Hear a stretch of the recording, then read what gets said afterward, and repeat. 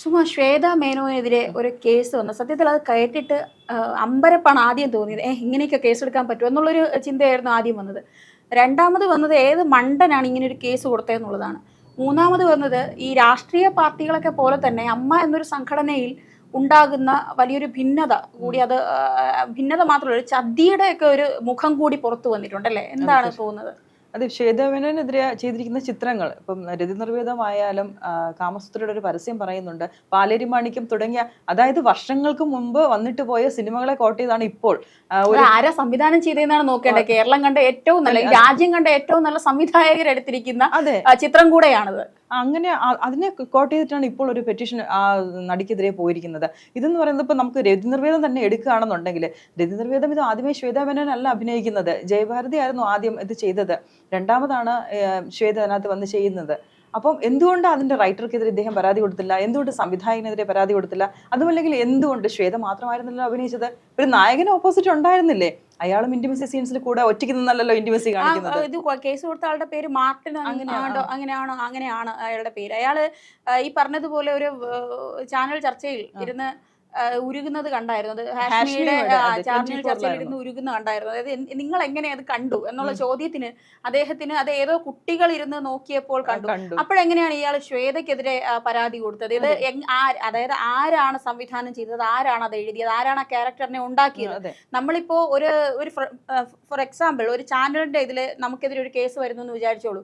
ആദ്യം വരുന്നത് പ്രസന്റ് ചെയ്ത ആങ്കറിനെതിരെയല്ല, ആരാണ് അതിന്റെ ഓണർ, ആരാണ് അതിന്റെ ആ ഒരു പ്രോഗ്രാം പ്രൊഡ്യൂസർ, ആരാണ്, അതിനുശേഷമാണ് അവതാരകർ. മൂന്നാമത്തെ റെസ്പോണ്ടന്റ് ആയിരിക്കും എപ്പോഴും ആ അവതരണം ചെയ്യുന്ന ആൾ. അതുപോലെ തന്നെയല്ലേ ശ്വേതയും. അതായത് അവർക്ക് കാശ് കൊടുത്ത് അഭിനയിപ്പിച്ച ഒരു കാര്യമാണ് അത്. നമ്മുടെ നാട്ടിൽ എന്താണ് അങ്ങനെയുള്ളൊരു നിയമം പോലും ഇല്ല. അതായത് ഇങ്ങനെ അശ്ലീല വീഡിയോകൾ, മറ്റേ വേശ്യാവൃത്തിയുമായി ബന്ധപ്പെട്ട നിയമങ്ങൾ നിലനിൽക്കുന്നുണ്ട് അല്ലെ, പ്രോസ്റ്റിറ്റ്യൂഷനുമായി ബന്ധപ്പെട്ട നിയമങ്ങൾ നിലനിൽക്കുന്നുണ്ട്. പക്ഷെ അതിനപ്പുറത്തേക്ക് ഒരു സ്ത്രീയുടെ എംപവർമെന്റ് ആയിട്ടാണ് ഇപ്പോൾ ഇതുപോലെയുള്ള, അവരുടെ ശരീരം അവരുടെ തന്നെ അവകാശമാണ്, അത് കാണിച്ച് അഭിനയവുമായി ബന്ധപ്പെട്ട രംഗം വരുന്നത് പറഞ്ഞാൽ എംപവർമെന്റ് ആയിട്ട് ബന്ധപ്പെട്ട കാര്യമാണ്. അതൊരിക്കലും നമ്മൾ ഒരിക്കലും കമന്റബിൾ അല്ല.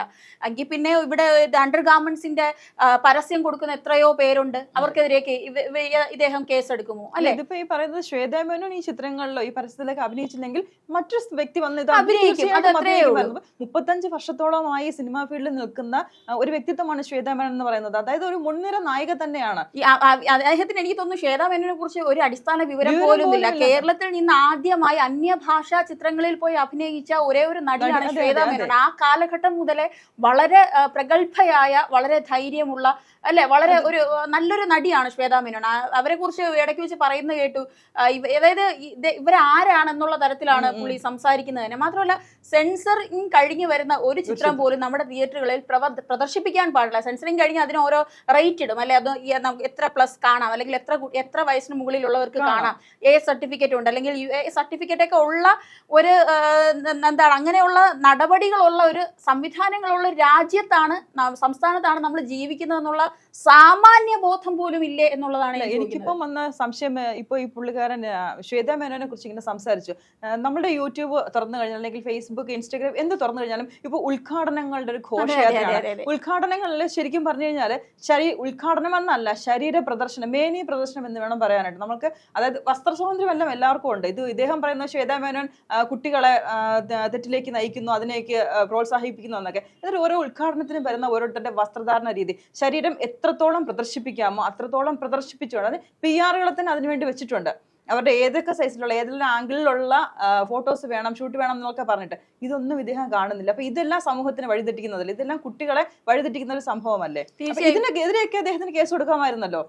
മാത്രമല്ല ഇദ്ദേഹത്തിന്റെ ഒരു പ്രത്യേകതരം കേസ് കൊടുക്കലും പ്രത്യേകതരം പ്രതികരണങ്ങളൊക്കെയാണ്. പ്രത്യേകതരം കേസ് കൊടുക്കൽ എന്ന് പറയാൻ കാരണം ഈ പറഞ്ഞതുപോലെ ഒരാണുങ്ങൾക്കെതിരെയും അദ്ദേഹം പ്രതികരിക്കില്ല. അതായത് അല്ല, പുള്ളി പറയുന്നുണ്ട് പിണറായി വിജയനെതിരെ വധഭീഷണി മുഴക്കിയ ഒരു വ്യക്തിക്കെതിരെ ഞാൻ കേസ് അത് പെണ്ണാണ്, ഗിരിജ എന്ന് പറയുന്ന ഒരു പെണ്ണാണ്. അതുപോലെ തന്നെ അത് മയക്കുമരുന്ന് കേസ്. ഇവിടെ മയക്കുമരുന്ന് ഉപയോഗിച്ച് എത്ര നടന്മാർക്കെതിരെയാണ്. ഷൈൻ ടോം ചാക്കോയൊക്കെ ഇറങ്ങി ഓടുന്ന ദൃശ്യങ്ങൾ നമ്മൾ കണ്ടതാണ്. മറ്റേ ഷെയ്ൻ നിഗം, അല്ലെങ്കിൽ വിനായകൻ, അത്തരത്തിലുള്ള എത്രയോ പേരെയാണ് ഞാൻ ഇവരെല്ലാം ഉപയോഗിച്ചു എന്നുള്ള പറയുന്നല്ല, ആരോപണം വന്ന നിരവധി നടന്മാരുണ്ട്.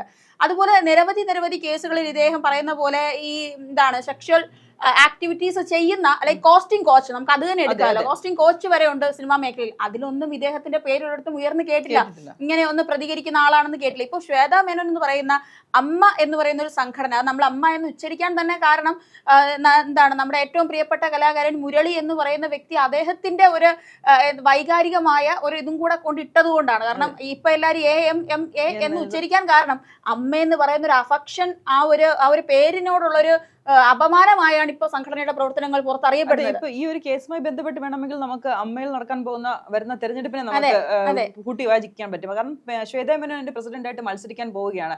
ധാരാളം അമ്മയിൽ നടക്കുന്ന പ്രശ്നങ്ങൾ ശരിക്കും നമുക്ക് ചർച്ച ചെയ്യാൻ പോലും പറ്റാത്ത രീതിയിലേക്ക് മാറിക്കൊണ്ടിരിക്കുന്ന ഒരു സാഹചര്യമാണ് ഇപ്പോൾ വരുന്നത്. ഇലക്ഷന് 2 മാസം എന്തോ ഉണ്ടെന്ന് പറയുന്നു. പല പ്രത്യാരോപണങ്ങൾ ഇങ്ങനെ അതിശക്തമായി നടക്കുകയാണ്. ഇത് പക്ഷെ സമൂഹത്തിന് എന്തെങ്കിലും നല്ല എന്താ പറയാ നൽകുന്ന ഒന്നുമല്ല. അത് അവരുടെ ഒരു സംഘടന അല്ലെങ്കിൽ ആ ഒരു അതിൽ അഭിനയിക്കുന്ന അഭിനേതാക്കൾക്ക് വേണ്ടിയിട്ട് അവരുടെ വെൽഫെയറിന് വേണ്ടിയിട്ടുള്ള ഒരു സംഘടനയിൽ നടക്കുന്ന തെരഞ്ഞെടുപ്പാണ്. പക്ഷെ അതിൽ പോലും ഇത്രത്തോളം ഒരു മത്സരം വരണമെന്നുണ്ടെങ്കിൽ എന്തൊക്കെയോ നിഗൂഢതകൾ ഉണ്ടെന്നാണ് എനിക്ക് തോന്നുന്നത്. ശരിക്കും പറഞ്ഞാൽ ശ്വേതാ മേനോനെതിരെ വന്ന ഈ ഒരു കേസ് തന്നെ മറ്റാരുടെയെങ്കിലും പ്രേരണയാൽ ഇദ്ദേഹം കൊടുത്തതാണോ എന്നും എനിക്ക് തോന്നുന്നുണ്ട്. തീർച്ചയായും. കാരണം ആദ്യമായാണ് അമ്മയ്ക്ക് ഒരു പെൺ പ്രസിഡന്റ് എന്നുള്ളൊരു ഇത് വരുന്നത്, അങ്ങനെയുള്ള ഒരു രീതിയിലേക്ക് ഒരു ചിന്ത വരുന്നത്. അപ്പോൾ ഈ കുറച്ച് മുൻപ്, അതായത് ഇന്നലെയോ ആണെന്ന് തോന്നുന്നു, നമ്മുടെ മാലാപാർവതി, നടി മാലാപാർവതി ബാബുരാജ് ഇടയ്ക്ക് വെച്ച് ഇതിൽ നിന്ന് പിന്മാറിയല്ലോ. അത് കാരണം ലൈംഗിക ആരോപണം ഉള്ള വ്യക്തി നിൽക്കരുത് എന്നുള്ള ചില പ്രതിഷേധങ്ങളുടെ അടിസ്ഥാനത്തിലാണ്. അപ്പൊ അതിന്റെ പേരിൽ അദ്ദേഹം നടത്തിയ ഗൂഢാലോചനയാണെന്നൊരു തരത്തിൽ മാലാപാർവതിയുടെ പ്രതികരണം വന്നതായി ചില മാധ്യമങ്ങൾ റിപ്പോർട്ട് ചെയ്തിട്ടുണ്ട്. പക്ഷെ അവർ പറയുന്നില്ല, അവർ പേര് പറഞ്ഞതായിട്ട് പറയുന്നില്ല. അതിനെതിരെയും ഇത് വന്നിപ്പോ ഒരു പക്ഷേ ഇത് ബാബുരാജ് അല്ലെങ്കിൽ അത്തരത്തിലുള്ള ആരെങ്കിലും ആയിരിക്കണമെന്നുമില്ല.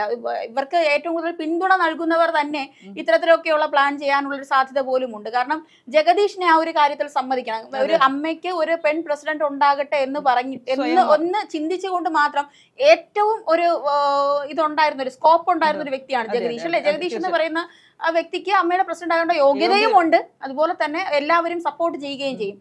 അദ്ദേഹം പിന്മാറി. ദേവനും ഇപ്പോൾ ശ്വേതയെ പിന്തുണച്ചു. ദേവനാണ് ഇപ്പോൾ 2ാമത്തെ സ്ഥാനാർത്ഥിയായി നിൽക്കുന്നത്. ശ്വേതയും ദേവനുമാണ് ഇപ്പോൾ പ്രസിഡന്റ് സ്ഥാനത്തേക്ക് മത്സരിക്കുന്നത്. അപ്പോൾ ദേവനും ഇപ്പോൾ പിന്തുണച്ചുകൊണ്ടാണ് രംഗത്ത് വന്നിരിക്കുന്നത്. ഇപ്പൊ ആര് ശ്വേതയ്ക്കെതിരെ പ്രവർത്തിക്കുന്നു എന്നുള്ളത് സത്യത്തിൽ ഇവരുടെ കൂടെ കള്ളൻ കപ്പലിൽ തന്നെ ഉണ്ട് എന്ന് പറയുന്നത് പോലെയാണ്. ഇയാളുടെ ഈ മാർട്ടിൻ എന്ന് പറയുന്ന വ്യക്തി വെറുതെ എന്താണ് ഈ ഒരു സോഷ്യൽ മീഡിയ അറ്റൻഷൻ ഒക്കെ കിട്ടാനായിട്ട് ചെയ്തൊരു കാര്യമായിട്ട്, ഇതിപ്പോ എന്ത് അറ്റൻഷൻ കിട്ടാനാണെങ്കിലും ആരുടെ പ്രേരണയാണെങ്കിൽ തന്നെയും ഇത് അവര് ശ്വേതാ മേനോൻ അവരുടെ ജോലിയാണ് ചെയ്തത്. അവർ കളിമണ്ണ് എന്ന സിനിമയിലൂടെ അവരുടെ തന്നെ ജീവിതം വിറ്റ് കാശാക്കി എന്നൊക്കെയാണ് പറയുന്നത്. ഇവരിത് എന്തൊക്കെയാണ് ഈ പറയുന്നത്? കറുത്തമ്മയും മറ്റേ പഴയ ക്യാരക്ടേഴ്സ് ഒക്കെ അല്ലെ? നമ്മള് ഒരു സമീപകാലത്തിന് മുമ്പുള്ള ഒരു സിനിമയെ കുറിച്ചൊന്ന് ആലോചിച്ച് നോക്കിയേ, അല്ലെ? നമുക്ക് കുടുംബമായിട്ടിരുന്ന് ഇന്ന് അത് കാണാൻ പറ്റുമോ? ഇല്ല. ഇന്ന് പോലും കാണാൻ പറ്റാത്ത കുഞ്ഞുങ്ങളുടെ മുന്നിലെടുത്ത് അത്രയ്ക്ക് ആ രീതിയിലുള്ള വേഷവിധാനങ്ങളാണ്. അത് ഓരോ സമയത്തെയും ഒരു സംസ്കാരം അനുസരിച്ചുള്ള വേഷവിധാനങ്ങളായിരിക്കാം, അല്ലെങ്കിൽ ചില സിനിമ അത് ആവശ്യപ്പെടുന്നു എന്നുള്ളതാണ്. ചില കാര്യങ്ങളിൽ സിനിമ അത് ആവശ്യപ്പെടുന്നു. ഒരു അത്തരത്തിലുള്ളൊരു സ്ത്രീയുടെ വേഷാവൃത്തി ചെയ്യുന്ന, ഇപ്പൊ വാസവദത്തയുടെ കഥ പറയണമെങ്കിൽ നമ്മൾ ഏതെങ്കിലും മൂടിപ്പതിച്ചിരിക്കുന്ന ഒരാളുടെ കഥ പറഞ്ഞിട്ട് കാര്യമില്ലല്ലോ. കാരണം അത് പ്രോസ്റ്റിറ്റ്യൂഷനുമായി ബന്ധപ്പെട്ട ഒരു കഥയാണെങ്കിൽ അത് തന്നെ ആയിരിക്കണമല്ലോ പറയുന്നത്, അല്ലെ? അപ്പൊ ഇത് ഈ ദേഹമെങ്കിൽ പിന്നെ ഹിന്ദി സിനിമകളിലൊക്കെ എതിരെ എങ്ങനെയാണ് കേസെടുക്കുക എന്നുള്ളതൊന്നും നമുക്ക് അറിയത്തില്ല, അല്ലെ? ഏത് തരത്തിലാണ് പോകുന്നത്. എന്തായാലും ഇപ്പോൾ ശ്വേതാ മേനോൻ അവസാനമായി നടത്തിയിരിക്കുന്ന പ്രതികരണം, എനിക്കൊരു മകളുണ്ട്, എനിക്കൊരു 12 വയസ്സുള്ള മകളുണ്ട് എന്നത് ഇവർ ഓർക്കണം എന്നുള്ളതാണ്. പണ്ട് ശ്വേതാ മേനോൻ എന്താണ് ഒരു പ്രസവത്തിന്റെ ആദ്യമായി ഒരു വിപ്ലവകരമായ ഒരു രീതിയായിരുന്നു പ്രസവത്തിന്റെ ചിത്രീകരിച്ചത്, സ്വന്തം പ്രസവം ചിത്രീകരിച്ചത്. ഇന്ന് ദിയ കൃഷ്ണ എന്ന് പറയുന്ന ഒരു പെൺകുട്ടി, അല്ലെങ്കിൽ പേളി വാണി എന്ന് പറയുന്ന ന്യൂ ജനറേഷൻ പെണ്ണുകൾ ഇത് ചെയ്യുമ്പോൾ എല്ലാവരും സപ്പോർട്ട് ചെയ്യുന്നുണ്ട്, കൈയടിക്കുന്നുണ്ട്. അന്ന് ശ്വേതാ മേനോൻ കേട്ട പഴികൾക്ക് കണക്കും കൈയുണ്ട്. കാരണം സ്വന്തം പ്രസവം വരെ വിറ്റ് കാശാക്കി എന്നും എന്ത് എക്സ്പോസ് ചെയ്യാൻ പറ്റുമോ അതെല്ലാം കാണിച്ചു തന്നവർ അന്നും ശ്വേതാ മേനോൻ ഒരുപാട് അതേ വ്യക്തികളാണ് ഇപ്പൊ ദിയയെയും അല്ലെങ്കിൽ ജനങ്ങൾ സമൂഹം മാറിയിട്ടുണ്ട്, മാറി അവർ പോസിറ്റീവായിട്ട് എടുക്കാൻ ശ്രമിക്കുന്നുണ്ട്. ഒരു പെൺകുട്ടി എത്രത്തോളം വേദന അനുഭവിക്കുന്നു, അല്ലെങ്കിൽ ആ സമയത്ത് അവളുടെ കുടുംബാംഗങ്ങൾ അവൾക്കൊപ്പം നിൽക്കുന്ന സമയത്ത് അവൾക്കുണ്ടാകുന്ന ധൈര്യം, ഇതെല്ലാമാണ് ദിയ കൃഷ്ണയുടെ ഒരു വീഡിയോയിലൂടെ സമൂഹം ചർച്ച ചെയ്തത് മുഴുവൻ അതാണ്. പക്ഷെ ഇത് ആദ്യമായിട്ട് മനസ്സിലാക്കാൻ ശ്വേതാ മേനോൻ അവർ അത്രയും അത്രയും ബോൾഡ്നെസ്, അത്രയും വർഷം, അതായത് 13 വർഷം മുമ്പ് ആ ഒരു ധൈര്യം കാണിച്ചൊരു സ്ത്രീയാണ്. നമ്മൾ അഭിനന്ദിക്കേണ്ട ഒരു സ്ത്രീ. ഒരുപാട് കാര്യങ്ങൾ വിപ്ലവകരമായ, കാരണം ഒരു നമ്മുടെ ഇത് ലോകത്തിൽ നിന്ന്, മലയാള ഭാഷയിൽ നിന്ന് ആ ഒരു കാലഘട്ടത്തിൽ വിദേശ ഭാഷകളിൽ ചെന്ന് അഭിനയിച്ച ഒരു നടി എന്നുള്ള അംഗീകാരം വലിയൊരു അംഗീകാരമല്ലേ. ഇവിടെയുള്ള എല്ലാ പ്രധാനപ്പെട്ട നായകന്മാരോടൊപ്പം അഭിനയിച്ച, ഇപ്പോഴും വളരെ ചുറുചുറുക്കോടെ അതുപോലെ തന്നെ വളരെ എന്താണ് ബോൾഡ് ആയിട്ടുള്ള ഒരു വിമൺ എന്ന് പറയാം അല്ലെ അവരെ. അപ്പൊ ഇത്തരത്തിലുള്ള ആക്രമണങ്ങൾ, പ്രത്യേകിച്ച് ഒരു സ്ത്രീത്വത്തെ അപമാനിക്കുന്നതിനെതിരെ ഈ മനുഷ്യനെതിരെ കേസെടുക്കണം. പക്ഷെ ഏറ്റവും വിഷമകരമായി തോന്നിയത് കോടതി കേസെടുക്കാൻ പറഞ്ഞു എന്നുള്ളത് കണ്ടിട്ടാണ്. പോലീസ് ഹൈക്കോടതി ഇടപെട്ടത് അത് ചോദിക്കുകയും ചെയ്തു. ഇപ്പൊ ഹൈക്കോടതി കീഴ്ക്കോടതിയോട് ചോദിച്ചിട്ടുണ്ട് എന്തുകൊണ്ട് കേസെടുക്കാൻ നിർദ്ദേശിച്ചു എന്നുള്ളത്. പക്ഷെ അത് ഒരിക്കലും പാടില്ലാത്തൊരു കാര്യമായി. ഇപ്പൊ ഏത് തരത്തിൽ അത് കോടതി അങ്ങനെ എടുത്തെങ്കിലും അതിനോടുള്ള ഒരു വിഷമം അല്ലെ നമുക്ക് പ്രകടിപ്പിക്കാൻ. എന്തൊരു വൾഗാരിറ്റിയെ നമ്മൾ പ്രോത്സാഹിപ്പിക്കുകയല്ല ചെയ്യുന്നത് എങ്കിൽ തന്നെയും ഒരാളുടെ തൊഴിലുമായി ബന്ധപ്പെട്ട് ആ ഒരു സ്ത്രീയെ മാത്രം വ്യക്തിഹത്യ ചെയ്യുന്ന രീതിയിലുള്ള പ്രവർത്തനങ്ങളിലേക്ക് വരുന്ന സമയത്ത് അങ്ങനെ കേസെടുക്കണമെങ്കിൽ ഇവിടെ സമൂഹത്തിൽ നടക്കുന്ന ഇത്തരത്തിലുള്ള പല ആളുകളുമുണ്ട്. അവർക്ക് എല്ലാം എതിരെ കൊടുക്കണം വരുന്നത്. ശ്വേതാ മേനോൻ എന്നൊരു വ്യക്തിയെ കുറിച്ച് മാത്രമല്ല, ഇതുപോലെ അഭിനയിക്കുന്ന ശ്വേതാ മേനോൻ മാത്രമാണോ അങ്ങനെ അഭിനയിച്ചിട്ടുള്ളത്? ഇപ്പോഴും അഭിനയിക്കുന്നത് ശ്വേതാ മേനോൻ മാത്രമാണ്. അതിൽ ആരൊക്കെ വന്ന് കമന്റ് ചെയ്യുന്നുണ്ടെങ്കിൽ പിന്നെ സണ്ണി ലിയോണിനെ തൂക്കിക്കൊണ്ടുപോലോ. വേറെ ഇത് നമ്മൾ തമാശയായിട്ട് പറയുമെങ്കിലും ഒരു സ്ത്രീയുടെ സ്ത്രീത്വത്തെ സണ്ണി ലിയോണിനെ കൊണ്ടുവന്ന് ഇവിടെ ഏതൊരു ചടങ്ങ് ഉദ്ഘാടനം ചെയ്ത നാടാണ് നമുക്ക്. സർക്കാർ അതിഥിയായിരുന്നു, അങ്ങോട്ടും ഇങ്ങോട്ടും പോകാൻ പറ്റാത്ത സർക്കാർ അതിഥിയായിരുന്ന വ്യക്തിയാണ് സണ്ണി ലിയോൺ. അതുവരെക്കാൾ എന്താണ് അല്ലെ ഇത് ശ്വേത ചെയ്തിട്ടുള്ളത് എന്നുള്ളതാണ്. അത് വലിയൊരു ചോദ്യമാണ്. കാരണം അത്തരത്തിലുള്ള ഒരു പോൺ വീഡിയോകളുടെ അല്ലെ പോൺ വീഡിയോകൾ ചെയ്യുന്ന ഒരു സ്ത്രീ, അവരെ ഏതെങ്കിലും തരത്തിലുള്ള ഒരു എംപവർമെന്റ് ആണ്, സ്ത്രീ ശാക്തീകരണമാണെന്ന് ഒരു ഉന്നത ചിന്താഗതി ഉണ്ടായിരുന്ന ഒരു നാടാണ് കേരളം എന്നാണ് അതിൽ തെളിയിക്കുന്നത്. അങ്ങനെയുള്ള ഒരു സ്ത്രീയെ കൊണ്ട് ഉദ്ഘാടന വേദികളിലൊക്കെ കൊണ്ടുവന്ന് സർക്കാർ അതിഥിയായി അവതരിപ്പിച്ച സ്ഥലത്താണ് ഇങ്ങനെയുള്ള കേസ് എടുത്തിരിക്കുന്നതെന്ന് പറഞ്ഞാൽ ആഭ്യന്തര വകുപ്പ് അത് വളരെ വലിയ അല്ലേ നാണക്കേടാണ്. നമ്മൾ വിനായകനെതിരെയൊക്കെ കേസ് എടുക്കാൻ മടിക്കുന്നില്ല. വിനായകനെതിരെയൊക്കെ കേസ് എടുത്തു കഴിഞ്ഞാൽ തന്നെ അന്നേ ദിവസം തന്നെ സ്വന്തം ജാമ്യത്തിൽ വിട്ടയക്കുന്ന ഒരു പോലീസാണ് ശ്വേതാ മേനോന്റെ പേര് കേട്ടെന്ന് ചാടി പുറപ്പെട്ട് കേസെടുക്കാനായിട്ട് പോകുന്നത് എന്ന് പറയുന്നത് പരിഹാസ്യമായിട്ടുള്ളൊരു കാര്യം തന്നെയാണ്. തീർച്ചയായും.